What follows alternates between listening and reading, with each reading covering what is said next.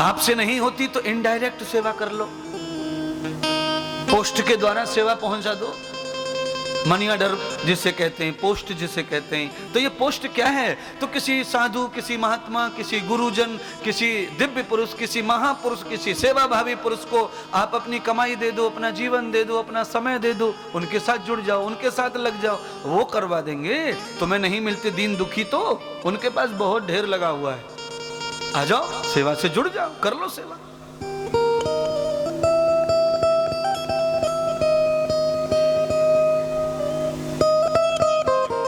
देखिए, अपने लिए घर बनवाओ, 1000 बार बनवाओ, एक नहीं 2 बनवाओ, पर जिन पर घर नहीं है, उनके भाग्य फूटे हैं, उनकी मदद भी हमें करनी चाहिए। उनकी मदद भी करनी चाहिए।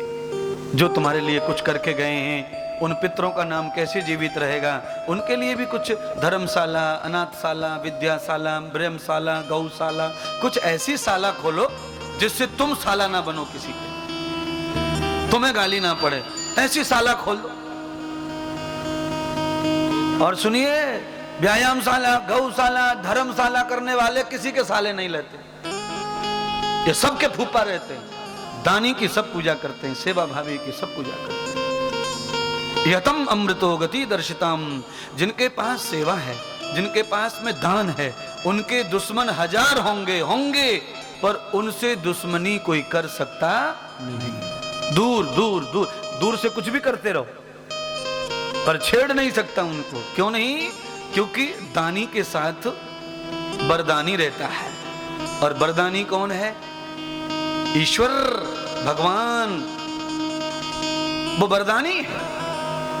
दानी के साथ वरदानी का हाथ रहता है। वो दुश्मन दूर से कुछ भी चिढ़ लो, मर लो, जर लो, गाली दे लो, जो करना है कर लो, पर तुम्हारे नजदीक नहीं फटकेगा। जो करेगा षड्यंत्र के तहत वो कुछ भी कर ले, पर परास्त तो होना ही पड़ता है उससे। कितने दिन है? ठग की, चोर की, छल की, कपट की धन दौलत को आदमी कितने दिन खाएगा? कितने दिन है? बहुत ज्यादा भी बहुत ज्यादा हो गया तो 5 बरस। मनुस्मृति में लिखा है 10 बरस लास्ट है।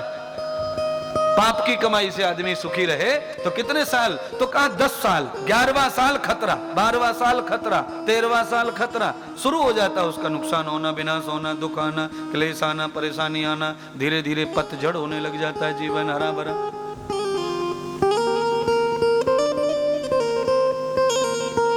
इंद्र आदि देवता सब धरती लोक पर भिक्षा मांग रहे हैं। महाराज कुबेर जी,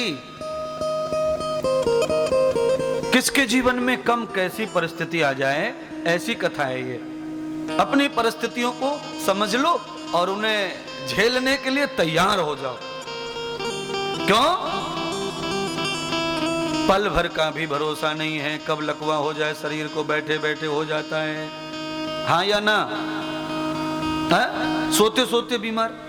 बोलो, आदमी सोने के लिए, मरने के लिए सोता है कि आनंद के लिए सोता है?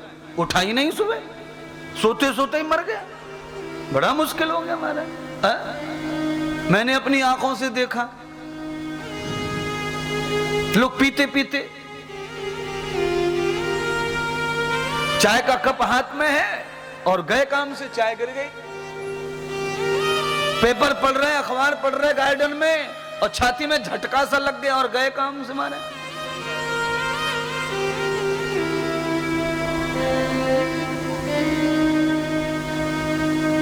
क्षणिक में कुछ भी हो सकता है संसार में।